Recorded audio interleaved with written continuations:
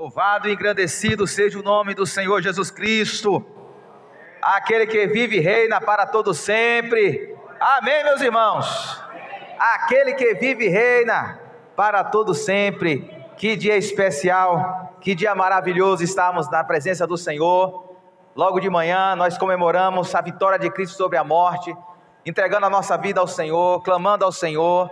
E hoje à noite nós somos bombardeados por mensagens da graça, as representações, a apresentação das crianças, como Deus tem usado as crianças, o ministério infantil, as canções. Deus está falando com você.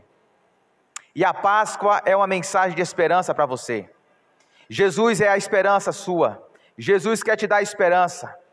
Jesus quer encher o teu coração de esperança. Jesus quer falar para você que a única esperança da sua vida é Ele, é Jesus Cristo. E Ele venceu a morte. E se Ele venceu a morte, meu irmão, nada pode impedir os planos de Deus se realizar na minha vida e na sua vida, amém? Nada pode deter a igreja do Senhor. Se Ele venceu a morte, Ele venceu o pecado, Ele venceu o diabo, nós somos mais do que vencedores, aqueles quantos estão em Cristo Jesus. Louvado seja o nome do Senhor. Meus queridos, eu quero agradecer a Deus pela vida dos visitantes. Temos bastantes visitantes aqui. Então você que está aqui pela primeira vez, nós gostamos de dar muito glória, não se espante não, nós gostamos de adorar o nome do Senhor, nós queremos externar a nossa gratidão, o nosso louvor. Seja muito bem-vindo, receba o nosso abraço. Nós somos a Igreja Batista da Graça, simples, acolhedora e transformadora. Eu gostaria que você, por gentileza, abrisse a sua Bíblia no último livro da Bíblia, Apocalipse capítulo 4.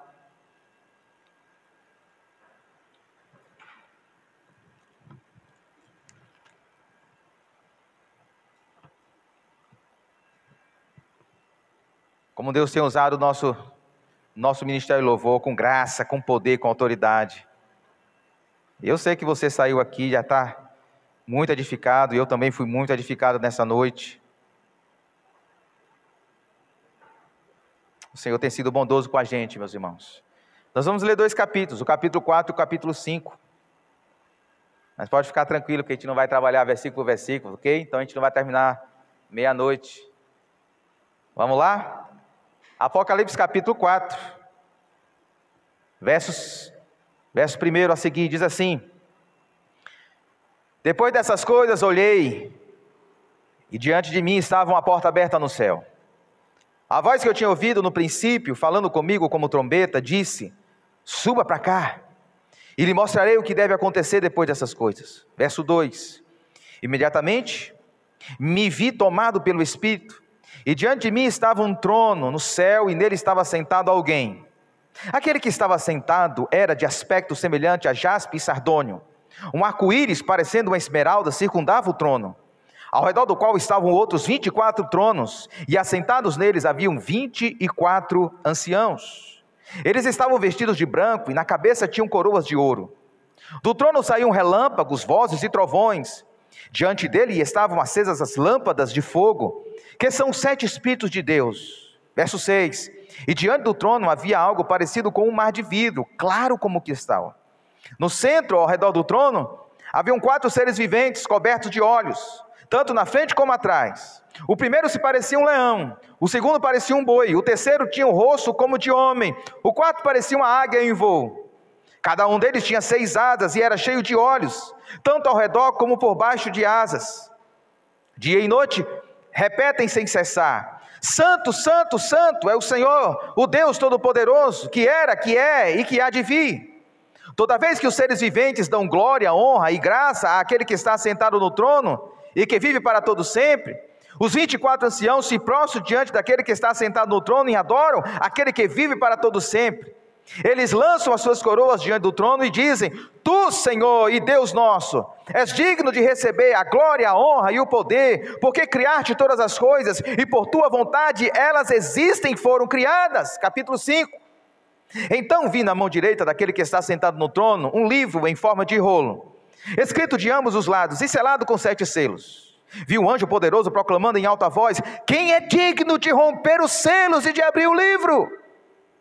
Mas não havia ninguém, nem no céu, nem na terra, nem debaixo da terra, que pudesse abrir o livro ou sequer olhar para ele. Eu chorava muito, porque não se encontrou ninguém que fosse digno de abrir o livro e de olhar para ele. Então um dos anciãos me disse: não chore, eis que o leão da tribo de Judá, a raiz de Davi, venceu para abrir o livro e os seus 7 selos. Depois vi um cordeiro que parecia estar morto, em pé, no centro do trono, cercado pelos 4 seres viventes e pelos anciãos. Ele tinha 7 chifres e 7 olhos, que são os 7 Espíritos de Deus enviados a toda a terra. Verso 7. Ele se aproximou e recebeu o livro da mão direita daquele que estava sentado no trono. Ao recebê-lo, os 4 seres viventes e os 24 anciãos prostraram-se diante do cordeiro. Cada um deles tinha uma harpa e taças de ouro cheias de incenso, que são as orações dos santos. E eles cantavam um cântico novo: tu és digno de receber o livro e de abrir os seus selos, pois foste morto, e com teu sangue compraste para Deus gente de toda tribo, língua, povo e nação. Tu os constituíste reino e sacerdotes para o nosso Deus, e eles reinarão sobre toda a terra. Então olhei e ouvi a voz de muitos anjos, milhares de milhares e milhões de milhões. Eles rodeavam o trono, bem como os seres viventes e os anciãos, e cantavam em alta voz: digno é o cordeiro que foi morto de receber poder, riqueza, sabedoria, força, honra, glória e louvor. Depois ouvi todas as criaturas existentes nos céus, na terra, debaixo da terra e no mar, e tudo que neles há, que diziam: àquele que está sentado no trono e ao cordeiro seja o louvor, a honra, a glória e o poder para todos sempre. Os 4 seres viventes disseram amém, e os anciãos prostraram-se e o adoraram. Louvado seja o nome do Senhor. Podem se assentar, meus irmãos.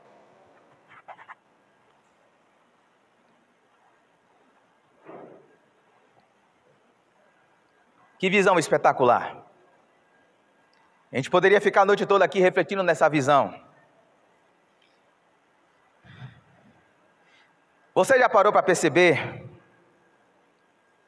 que a vida debaixo do sol, nessa dimensão que nós vivemos, é uma vida vivida sempre em tensões, entre obstáculos e expectativa de superação? Todos nós vivemos sempre essa tensão. Você já parou para perceber isso? Nós enfrentamos diversos desafios e obstáculos. E em cada desafio e cada obstáculo que a gente vive, que a gente enfrenta, a gente sempre nutre a expectativa e a esperança de romper com aquele obstáculo. Talvez seja um obstáculo relacional na sua casa, na sua família, no seu casamento. Talvez seja um obstáculo profissional, um sonho, uma expectativa que você tem de ser aprovado num concurso público, de ingressar no mercado de trabalho. Ou quem sabe de adentrar numa academia, numa faculdade, numa universidade. Obstáculos que vêm sobre nós e que vêm ao mesmo tempo nutrido por grande expectativa e esperança de rompê-los. E lutamos constantemente para superar esses e outros obstáculos, motivados com a esperança de que, uma vez superados esses desafios, nós alcançaremos o equilíbrio, a paz, a sobriedade. A nossa grande esperança é que, se eu romper com esse obstáculo, se eu romper com esse desafio, a minha vida vai entrar num equilíbrio, numa espécie de paz, de harmonia. Eu preciso romper, e eu tenho esperança de romper. Os dias que esse livro, o livro de Apocalipse, for escrito, meus irmãos, eram dias sombrios para a igreja de Cristo. Os irmãos da Ásia, todos eles estavam passando e enfrentando uma grande, grave e triste perseguição. Essas igrejas eram pastoreadas por um homem chamado João. João era um dos apóstolos de Jesus Cristo, filho de Zebedeu, pescador. E nesse atual momento aqui da escrita, João era o último dos apóstolos. Todos os demais já haviam sido mortos pelo viés do martírio. E nos dias de João, final do século I, levantou-se um imperador romano chamado Domiciano. E Domiciano se autodeclarou filho de Deus, o próprio Deus encarnado. E exigiu, em forma de decreto, de lei, que todos os súditos do império devessem adorá-lo, reconhecê-lo, queimar incenso para o imperador, prestar culto ao imperador. E todo aquele ou toda aquela que recusar a se prostrar, a adorar, a reverenciá-lo, deveria ser morto ou preso. E a igreja estava passando por esse obstáculo, por esse grande desafio. Talvez a grande pergunta que pairava na mente daqueles irmãos: quem poderia superar a perseguição do grande império romano? Será que nós temos condições de competir com o grande império, com o grande poderio bélico do imperador? Será que esse é o fim da igreja de Cristo? Como é que nós vamos continuar existindo se o império romano se voltou contra nós? Como é que nós vamos vencer, ultrapassar esse obstáculo da perseguição, se nós somos tão fracos, tão limitados? Se o nosso pastor está preso numa ilha de Pátimos, o último dos apóstolos está exilhado, o que será de nós? Talvez essas eram as perguntas que aqueles irmãos estavam fazendo. Talvez essas sejam muitas das perguntas que nós fazemos quando nós estamos enfrentando algo bem parecido. Mas é nessa conjuntura, meus amados e queridos irmãos, de incertezas, de questionamentos, de medo, de insegurança, que Jesus aparece para João. E quando Jesus olha e aparece para João, capítulo 4, capítulo 5, Jesus convida João, e Jesus convida a mim e a você, a igreja de Cristo, a adentrar as portas das mansões celestiais, e perceber, e entender, e ter uma compreensão de uma outra realidade, de uma outra dimensão, a dimensão celestial, a dimensão do reino de Deus, a fim de que eu e você tenhamos esperança de que Deus está no controle de todas as coisas, e no final da história, Ele se sairá vencedor juntamente com a sua igreja. É essa mensagem que Jesus quer transmitir para a igreja através de João. Em síntese, nessa noite, meus irmãos, nós falaremos que a vitória de Cristo sobre a morte é a esperança da igreja. A vitória de Cristo sobre a morte é a vitória, é a esperança da igreja. Então, com sua Bíblia aberta, eu gostaria de caminhar com você nesses 2 capítulos para a gente aprender um pouco da palavra de Deus e sermos renovados nessa noite. A primeira lição que a gente pode aprender no capítulo 4, em resumo, é que a vitória de Cristo sobre a morte renova a nossa percepção da vida. A vitória de Cristo sobre a morte renova o nosso olhar sobre a vida, nos dá uma nova perspectiva da realidade, nos dá uma nova leitura de quem de fato está no controle de todas as coisas. Veja comigo que o versículo de número 1 já diz para nós que depois dessas coisas olhei e diante de mim estava uma porta aberta no céu. Essa porta é aberta por João, para que João saia dessa dimensão aqui debaixo do sol, onde César é o grande imperador, é quem tem o domínio, é quem tem o controle, para uma outra dimensão, a dimensão celestial. E o verso 1 na parte B diz: a voz que tinha ouvido no princípio, falando comigo como trombeta, disse: suba para cá, e lhe mostrarei o que deve acontecer depois dessas coisas.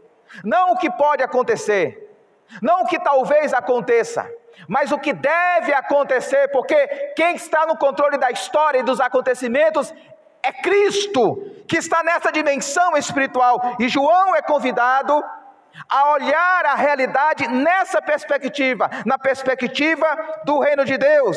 Agora vá comigo, no verso de número 2, que o verso de número 2 já diz assim para nós: tomado pelo Espírito pelo Espírito Santo, João continua, e diante de mim estava um trono. O que João vê? João é tomado pelo Espírito, ele entra nessa dimensão, e o que ele vê? Qual é a leitura que João tem dessa outra dimensão? Diante de mim estava um trono no céu, e nele estava sentado alguém. Aquele que estava sentado era de aspecto semelhante a jaspe e de sardônio. Um arco-íris parecendo uma esmeralda circundava o trono desse ser maravilhoso, do Deus Todo-Poderoso. E aí vem a nossa primeira lição nessa noite. A primeira lição que João me ensina nesses versículos iniciais é que o domínio e o governo do universo não está na terra, está no céu.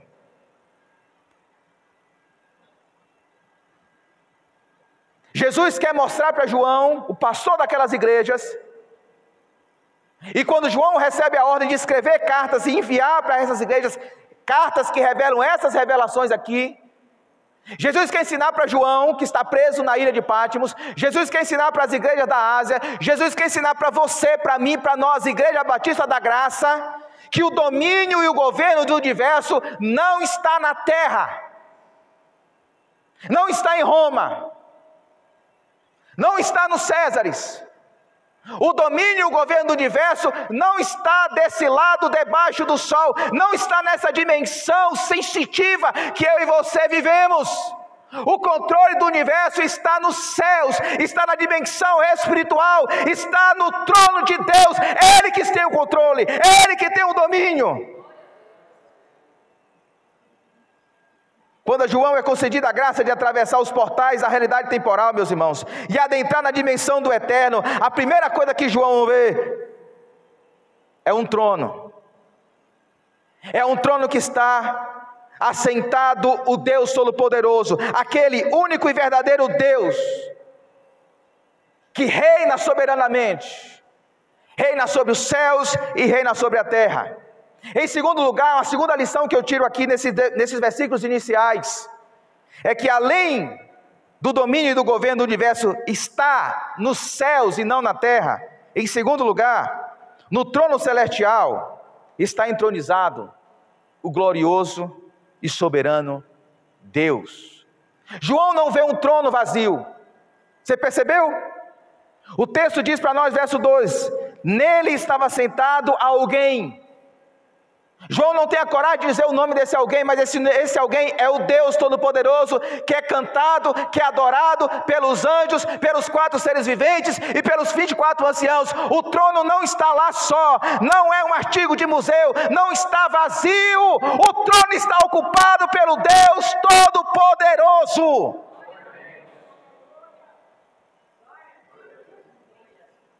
Alguns subtópicos a gente pode aprender desse fato, meus irmãos.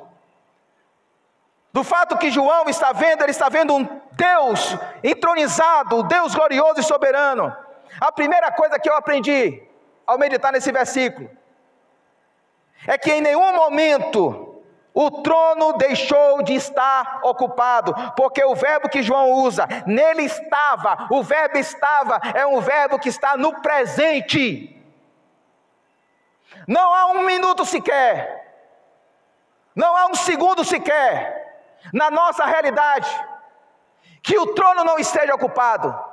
Não existe um momento sequer na minha e na sua vida, na história da igreja, que o trono não esteja ocupado. Nele estava sentado alguém, todos os momentos, todos os dias, sejam momentos bons, sejam momentos ruins, sejam momentos de bonança ou de perseguição, quando tudo está indo bem para nós, ou quando tudo está mal para nós, Deus está no controle da sua igreja. O trono está ocupado 24 horas por dia. Louvado seja Deus.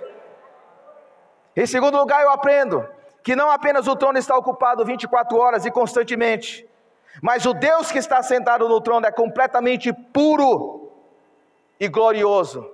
Porque João diz assim para nós, que esse Deus, ele tinha aspecto de jaspe e sardônio. João usa aqui 2 imagens de pedras preciosas. Jaspe significando uma pedra pura. É o nosso diamante, sem impureza.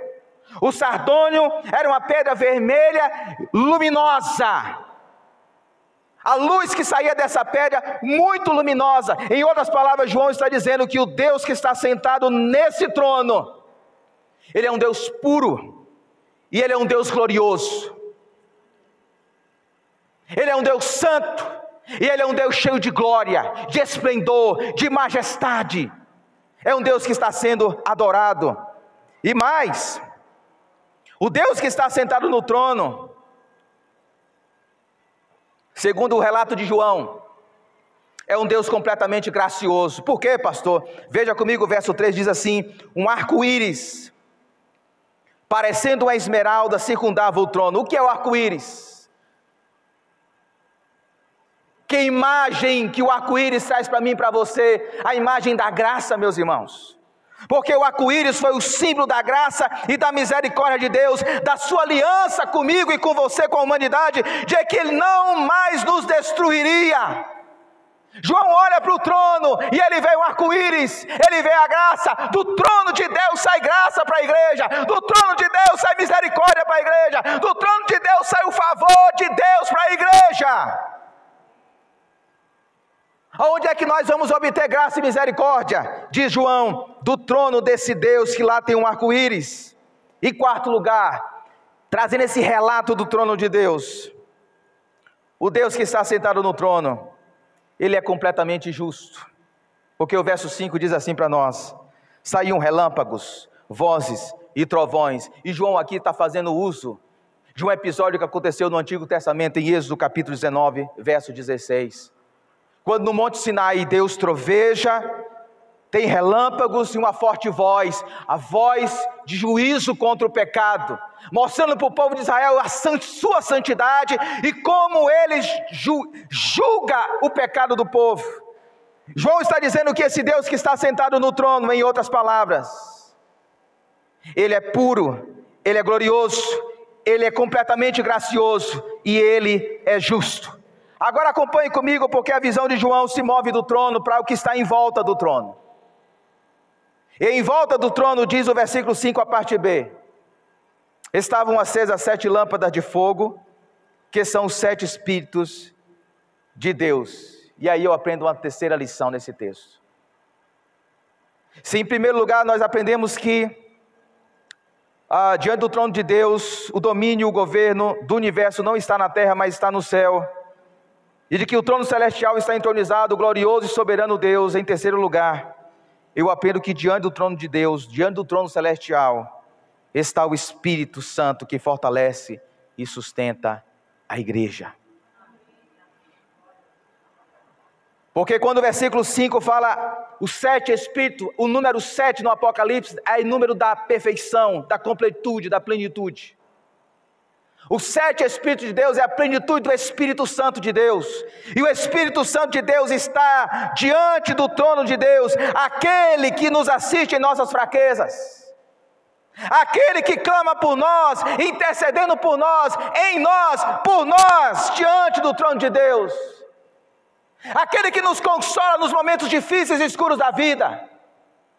A igreja não está órfã não, meus irmãos. Jesus disse: eu não vos deixarei órfão, enviarei o Consolador, o Espírito Santo da verdade. O Espírito Santo é quem sustenta você, é quem guarda você, é quem renova você, é quem te dá graça e misericórdia para que você continue na caminhada cristã, na caminhada de Deus. É o Espírito Santo. O Espírito Santo que está em nós é aquele que intercede por nós, está diante do trono do Senhor. É Ele o glorioso, o encorajador, o glorioso Espírito Santo. Mas em seguida, meus amados, João observa uma grande sessão de adoração. Depois que ele olha o trono, ele vê Deus, ele vê o Espírito Santo.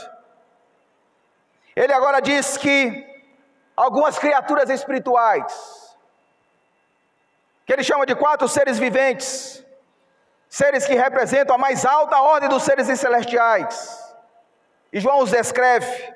Depois ele vê 24 anciãos, seres celestiais que formam o conselho do céu, uma espécie de sacerdotes espirituais, que apresentam as orações dos santos diante de Deus. Apocalipse 5:8. João diz que essas 2 classes de seres viventes, de seres espirituais, eles adoram o Cordeiro, ou melhor, eles adoram a Deus. Veja comigo, verso 8, verso 11, e aí eu tiro a 4ª lição, que o trono celestial é um cenário de profunda adoração e reconhecimento da grandeza de Deus. O verso 8 diz assim: cada um deles tinha 6 asas e era cheio de olhos, tanto ao redor como por baixo das asas, dia e noite repetem sem cessar: Santo, Santo é o Senhor, o Deus Todo-Poderoso, que era, que é e que há de vir. O verso 11 ainda diz: Tu, Senhor, e Deus nosso, és digno de receber a glória, a honra e o poder, porque criaste todas as coisas, e por tua vontade elas existem e foram criadas, meus irmãos. Eu fico impressionado que diante dessa visão toda que João tem, o capítulo 4 termina com duas canções de adoração, termina com um momento de adoração. A visão que João tem dos 4 seres viventes e dos 24 anciãos, serve de ensino para nós, serve de ensino para a igreja, serve de ensino para você, que está na história. Nós estamos na história, deste lado da história, dessa dimensão sensitiva. E a lição que nós tiramos, é que é no ambiente de adoração, que o nosso coração e a nossa mente são realinhados, reconduzidos, para uma vida na centralidade de Deus. Quando nós contemplamos o trono do Senhor, quando nós entendemos essa dimensão celestial, de que Deus está no controle, de que Deus está no trono, de que o Espírito Santo de Deus está diante do trono intercedendo por nós, nós fazemos coro, meus irmãos, aos 4 seres viventes e aos 24 anciãos, nos prostramos diante desse Deus, em adoração, em louvor, reconhecendo que a nossa vida, que o nosso coração deve estar centrado em Deus, deve estar fortalecido em Deus. Toda vez que nós entramos num ambiente desse de adoração, toda vez que nós nos curvamos diante dessa imagem, dessa visão gloriosa, Deus quer que eu e você tenhamos o nosso coração realinhado, não nas coisas desta vida, que o nosso coração esteja centrado não nas realidades debaixo do sol, mas na realidade de que Deus está no trono, de que Ele é o nosso Deus, de que tudo aquilo que nós precisamos está em Deus, e o nosso coração deve estar em Deus, a nossa esperança deve estar em Deus, a nossa expectativa deve estar em Deus, a nossa força está em Deus, o nosso renovo está em Deus, a nossa coragem, a nossa fé, a nossa confiança, a nossa expectativa deve estar em Deus, e não nas coisas debaixo do sol. Mas em segundo lugar, se o capítulo 4 nos apresenta a imagem do trono de Deus, o capítulo 5 nos apresenta um novo personagem, o Cordeiro que foi morto. E a segunda lição que eu aprendo no capítulo 5, é que a vitória de Cristo sobre a morte, renova a nossa esperança de vida. Se a vitória de Cristo sobre a morte renova a nossa percepção de vida, de a gente entender que a realidade está não nessa dimensão, mas na outra dimensão, quem está no controle é o Deus que está no trono.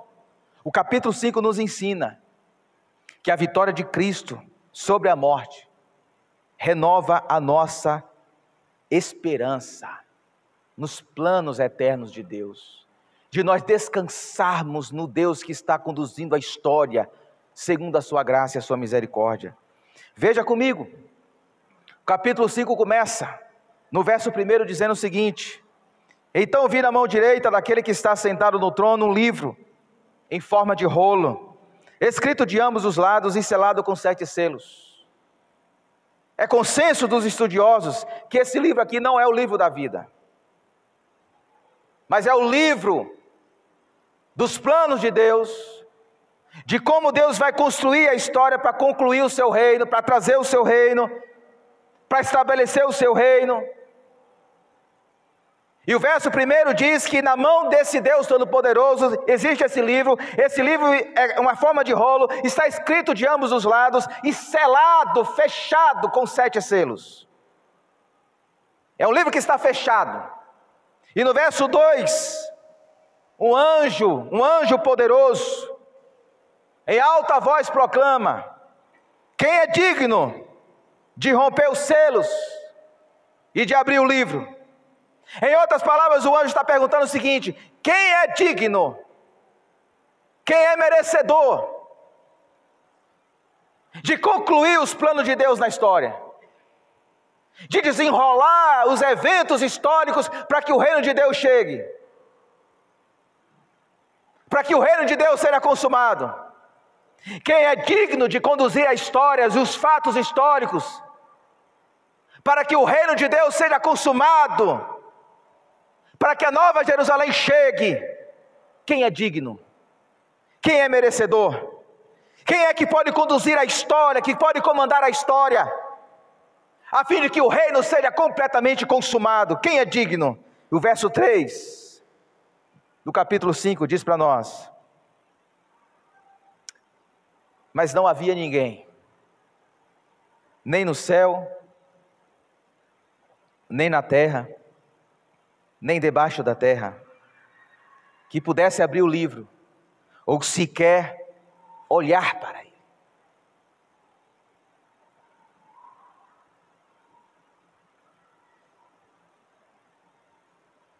A constatação de João, meus irmãos,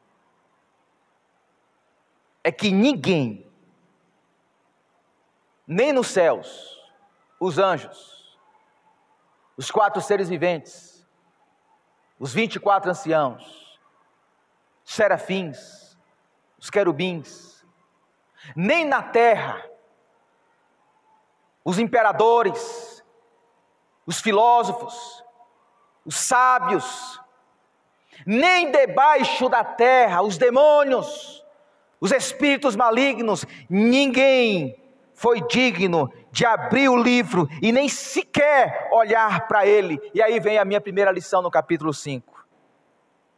E a lição que eu tiro aqui nesse capítulo 5 é que nenhuma pessoa, ideologia, organização, sistema político ou riquezas deste mundo pode preencher o vazio de esperança em nossos corações. Eu vou repetir porque isso aqui é muito sutil. E muitas das vezes nós somos ludibriados pelo diabo, porque nós ficamos buscando no aqui e no agora, preencher o vazio de esperança que só Cristo pode preencher. Eu vou repetir: nenhuma pessoa, nenhum relacionamento, o seu marido, a sua esposa, os seus filhos, nenhuma pessoa, nenhuma ideologia, seja de direita, seja de esquerda, nenhuma ideologia humana, nenhuma organização, nenhum sistema político, vou repetir, nenhum sistema político, nenhum partido político,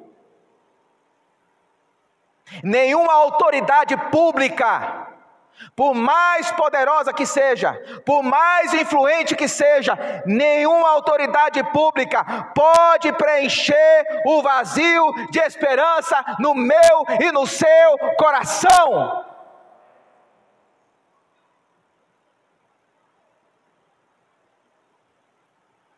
A sua esperança de estabilidade econômica não vai preencher o seu coração.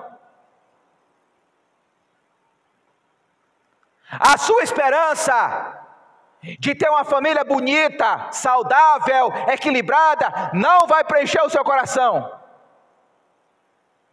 A sua beleza, o seu dinheiro, suas ideologias, seus pensamentos, nada neste mundo, meus irmãos, nada debaixo do sol pode, tem a capacidade de trazer esperança no nosso coração, de abrir o livro, de dar sentido à nossa história.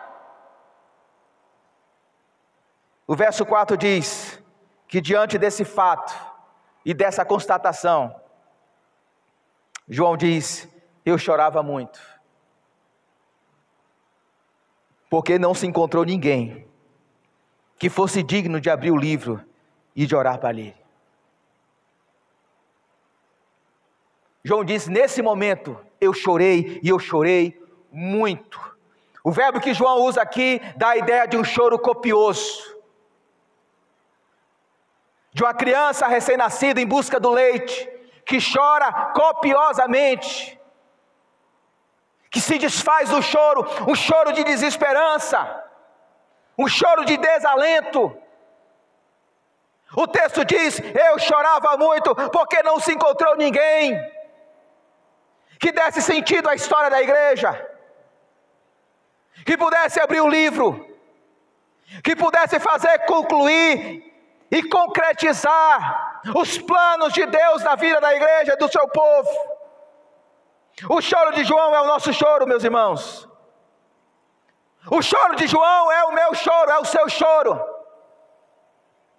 Em vermos a igreja sendo perseguida, violentada, atacada, o choro de João é o nosso choro ao vermos guerras, violência, morte, criminalidade, divórcios. O choro de João é o nosso choro ao vermos abusos sexuais, adultérios, ao vermos crianças sendo abandonadas, morrendo de fome, violentadas sexualmente. O choro de João é o nosso choro em ver tudo isso e ver que ninguém, nem no céu, nem na terra, nem debaixo da terra, é capaz de trazer ordem, paz, justiça e o reino de Deus para essas pessoas. João olha,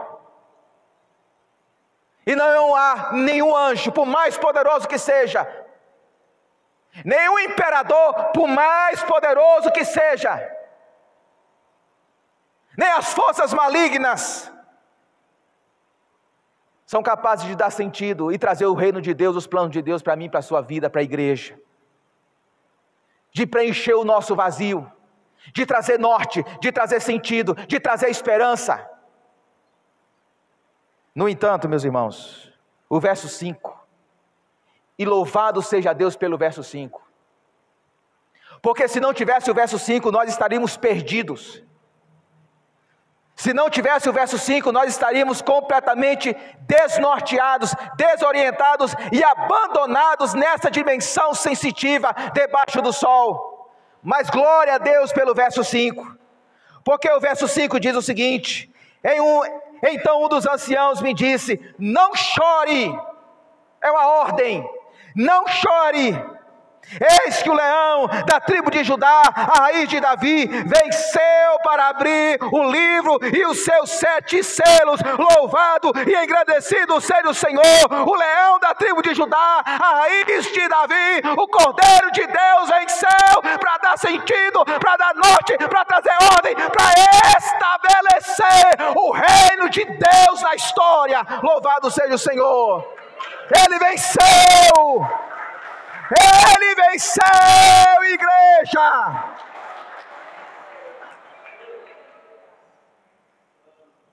E aí eu aprendo a segunda lição, nesse capítulo 5, somente Jesus Cristo.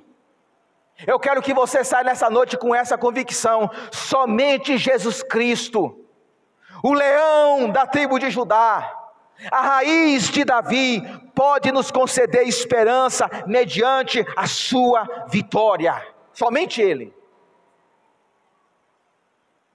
Eu e você seremos tentados a buscar em outros lugares essa esperança, e nós vamos quebrar a cara.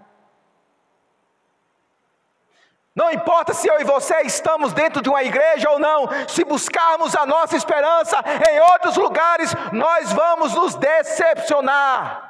Por quê, pastor?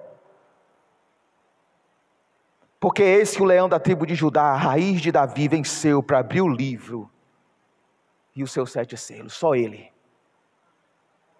Só Ele pode dar sentido para mim e para você. Só Ele pode dar esperança, mesmo que tudo desabe ao nosso redor. Só Ele pode nos dar sustentação. Só Ele pode nos preencher a vida e o coração e a alma. Quando tudo não dá certo para nós, só Jesus Cristo, a solução para a humanidade e para o mundo, está em Jesus Cristo. O leão da tribo de Judá, a raiz de Davi, venceu para abrir o livro e os seus selos. Porque Jesus venceu o pecado e o diabo. Jesus venceu o pecado e o diabo na cruz. E a morte no domingo da ressurreição. Podemos ter esperança da chegada do reino de Deus. Louvado seja o Senhor. Ele venceu na sexta. Ele venceu no domingo. E ele venceu para te dar esperança.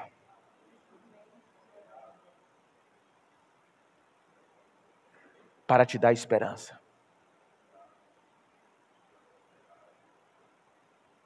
Se a sua vida não for tomada por Jesus, guiada por Jesus,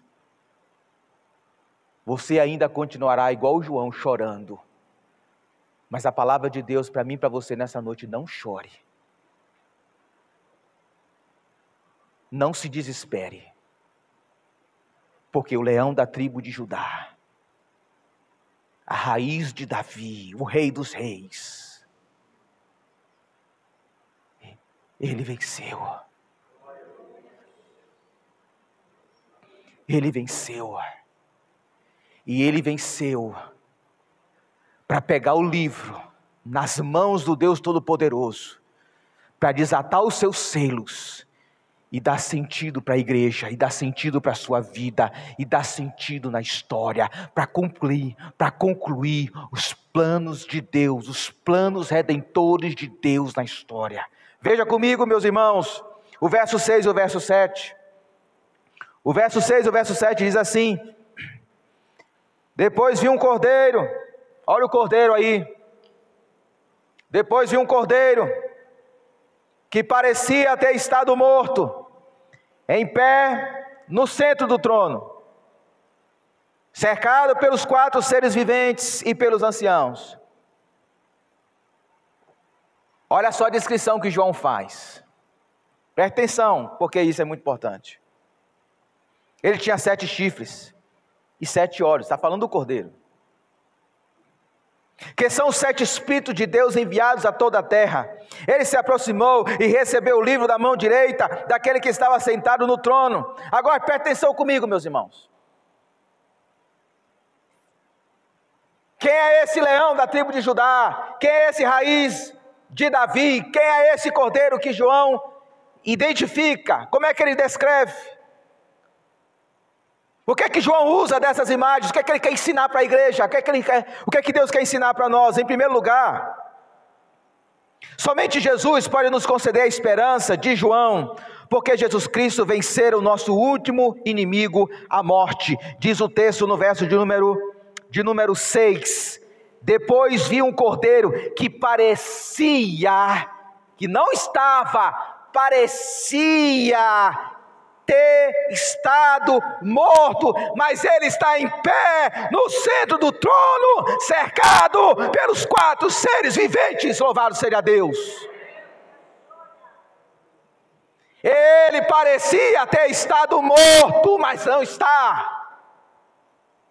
A morte não vencera Jesus.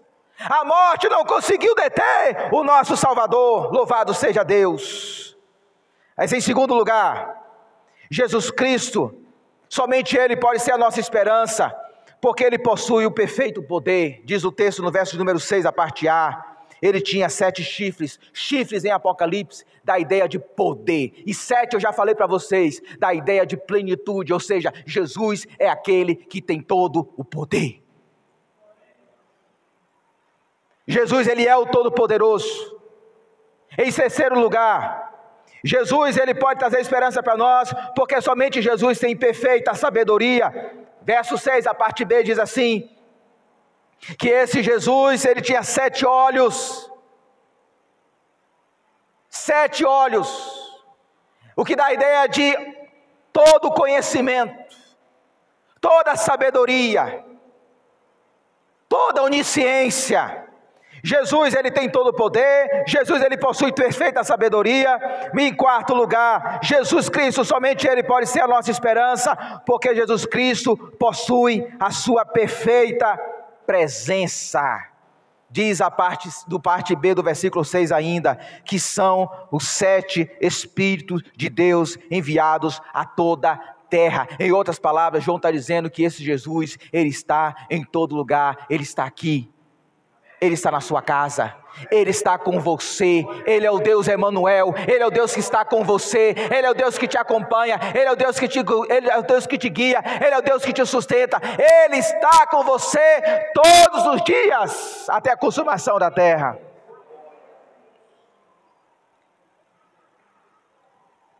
E João termina o capítulo 5, meus irmãos, com mais uma vez inscrição de louvor. Se ele terminou o capítulo 4, no ambiente de adoração, olha como ele termina o capítulo 5. Porque no capítulo 5, se reúne 3 classes de seres para adorar esse Cordeiro.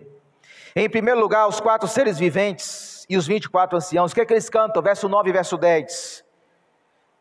Eles cantam para o Cordeiro: Tu és digno de receber o livro e de abrir os seus selos, pois foste morto, o com teu sangue compraste para Deus gente de toda a tribo, de toda a língua, de todo o povo, de toda a nação, gente de toda a cor, gente de toda a classe social.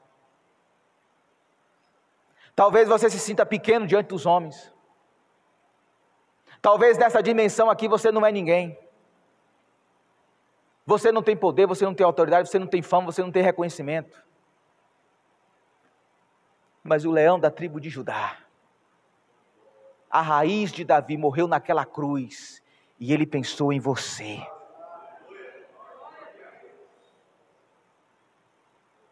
Ele morreu por você.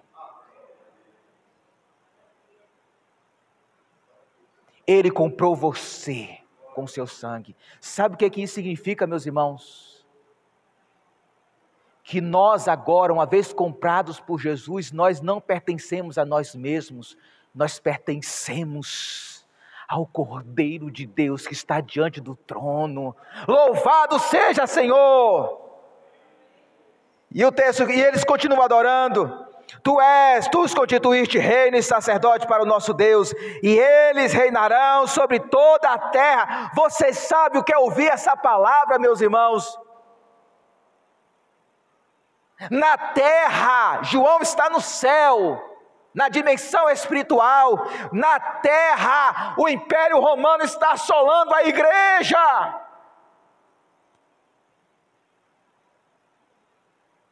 Na terra, o Império Romano quer dizimar a igreja. Na terra tem gente morrendo, tem crente sendo preso, tem mães chorando pelos seus filhos, tem choro, tem lágrimas. Mas quando nós olhamos na dimensão espiritual, na dimensão celestial, o cântico que os 4 seres viventes e os 24 anciãos estão cantando é que eu e você, não importa como será a nossa vida no aqui e agora, eu e você, se confiarmos em Cristo, se dependermos de Cristo, se vivermos por Cristo, se a nossa esperança está em Cristo, nós reinaremos com Ele para todo sempre. E não tem diabo que parta, que pode impedir os planos de Deus de se cumprir, porque Jesus Cristo tem um livro nas suas mãos. Não tem imperador, não tem perseguição, não tem crise que pode nos separar do amor de Deus que está em Cristo Jesus. Mas João diz ainda que tem milhares e milhares e milhões de anjos cantando. O que é que eles cantam? Verso de número 12. Digno é o Cordeiro que foi morto de receber. Recebeu o quê? Poder, riqueza, sabedoria, força, honra, glória e louvor. O Cordeiro que parecia estar morto, mas agora está vivo. Ele é Deus. E a mesma glória que Deus recebe no capítulo 4, o Cordeiro também recebe aqui no capítulo 5. Ele é digno de receber todo o poder, riqueza, sabedoria, força dos anjos e de você.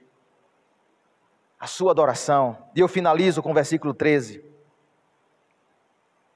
Porque diz que todas as criaturas no céu, na terra e debaixo da terra cantavam aquele que está sentado no trono e ao Cordeiro, sejam o quê? O louvor, a honra, a glória e o poder.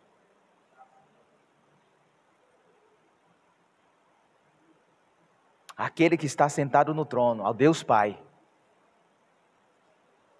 e ao Cordeiro, o Deus Filho,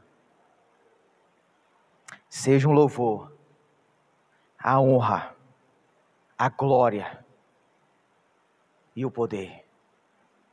Sabe o que é que isso significa? Significa que a sua vida só vai encontrar realmente esperança quando eu e você nos prostrarmos diante daquele que está sentado no trono e diante do Cordeiro e dizer: somente o Senhor, não eu, não o meu dinheiro, não as minhas conquistas, não os meus relacionamentos merecem louvor, honra e glória. Somente o Senhor. Eu quero que toda a minha vida, Senhor, toda a minha vida, Senhor, seja para o teu louvor, seja para a tua honra, seja para a tua glória. O nosso coração só vai se encher de esperança, meus irmãos, se de fato a gente tomar essa decisão todos os dias, porque todos os dias o seu coração vai querer dar honra e glória para outras coisas que não o Cordeiro. Todos os dias você vai ser tentado e tentado a dar valor, a priorizar, a louvar, a adorar, por mais que eu e você não admitamos, mas eu e você seremos tentados a dar o melhor de nós, dos nossos esforços, das nossas atenções, a realidades, a coisas desta vida, dessa dimensão, e nada nessa dimensão, meus irmãos, é digno do nosso louvor, da nossa adoração. Somente aquele que está sentado no trono e ao Cordeiro, todo louvor, toda glória e toda adoração. Eu quero fechar essa mensagem dizendo para você, meus amados e queridos irmãos, que hoje nós refletimos sobre a realidade da ressurreição de Cristo e como ela pode e deve renovar nossa percepção de vida e a nossa esperança em frente aos desafios que nós enfrentamos. As realidades deste mundo, meus irmãos, têm a capacidade de enganar o nosso coração. O nosso coração é facilmente enganado, a ponto de começarmos a construir as nossas vidas sobre o fundamento daquilo que é passageiro, daquilo que é terreno. O seu coração e o meu coração é constantemente enganado a achar que as coisas dessa vida poderão ser o nosso fundamento de vida e de esperança. Nossos pensamentos, sentimentos e ações começam a ser dominados pelos valores dessa realidade. Nosso coração começa a ser tomado pela tentação de encontrar satisfação e sentido nas coisas dessa vida. O nosso coração vai te enganar, o meu coração vai enganar, o seu coração vai lhe enganar. Por isso eu e você, nesse domingo de Páscoa, nós temos que ter a convicção de que nós precisamos do Cordeiro. Você precisa do Cordeiro.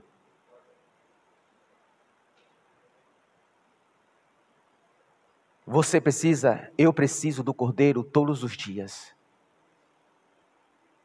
Todos os dias eu e você precisamos de Cristo. Todos os dias eu e você precisamos de gotas da graça de Cristo. Eu e você nós precisamos. Talvez você diga, pastor, mas eu já recebi Jesus há tantos anos atrás. Não importa, eu e você precisamos todos os dias de Cristo. Porque o nosso coração todos os dias tenta sabotar o reino de Deus nas nossas vidas. Você precisa de Cristo. Diante disso, nessa noite eu quero perguntar, se você ainda não se rendeu a Jesus, eu quero te fazer o convite, nessa noite, entregue a sua vida a Jesus.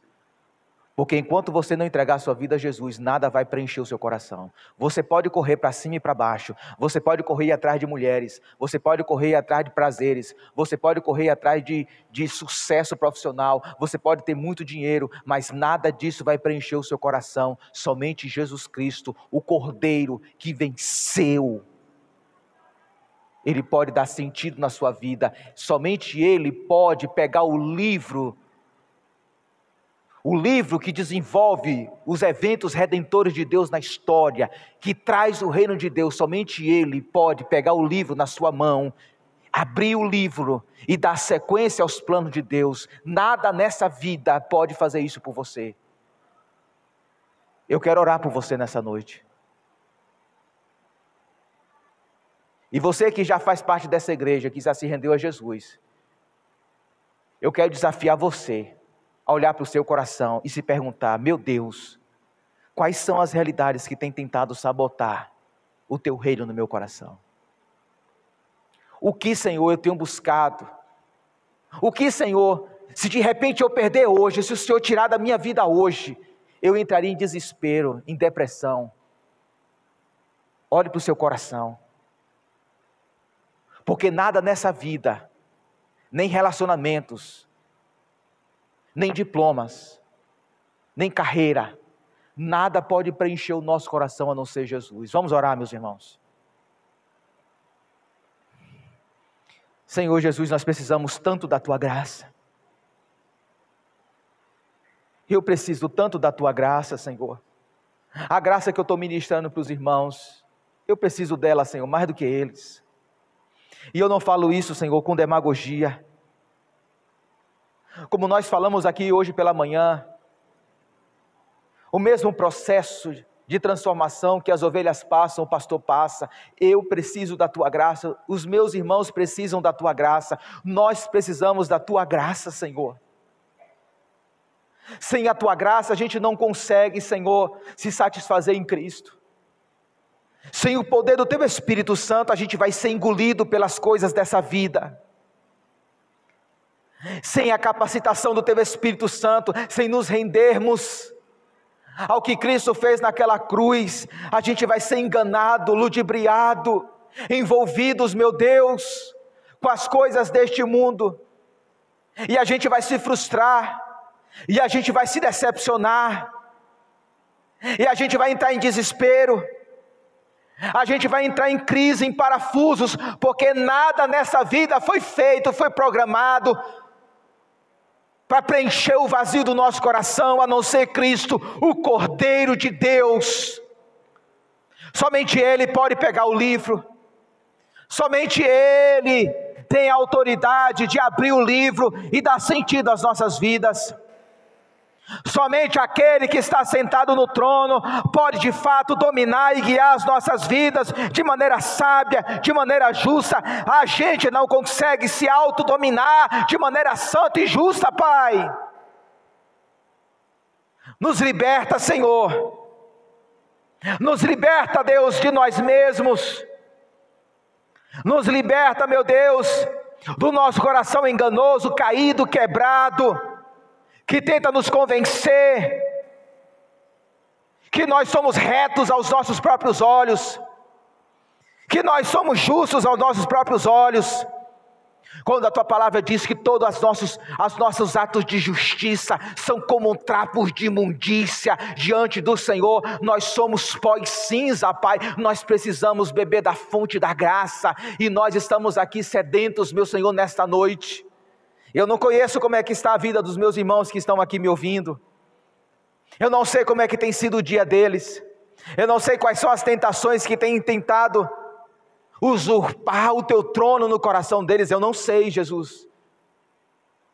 Mas eu te peço por mim e por eles, nos dê a tua graça, porque, Senhor Jesus Cristo, naquela cruz, o Senhor se entregou por nós e derramou o seu sangue naquela cruz para nos comprar, para nos comprar do pecado, para nos comprar dos nossos próprios reinos, para nos comprar dos nossos próprios castelos, para nos comprar de nós mesmos, da nossa vontade, do nosso achismo, do nosso ismo. O Senhor entregou a sua vida naquela cruz para nos comprar para ti. Nós somos teus, nós pertencemos ao Senhor, nós entregamos a nossa vida ao Senhor, o nosso coração ao Senhor, o nosso futuro ao Senhor, entregamos tudo ao Senhor, e faz do jeito que o Senhor quiser, para a glória do teu santo e poderoso nome. Assim oramos, em nome de Jesus Cristo. Que o amor de Deus, que a graça e a paz de nosso Senhor e Salvador Jesus Cristo, e as consolações do Espírito Santo sejam com todos nós, desde agora e para sempre, meus irmãos. Amém, amém e amém. Que Deus conceda a vocês ótimos dias, viu? Uma boa semana na presença do Senhor, em nome de Jesus.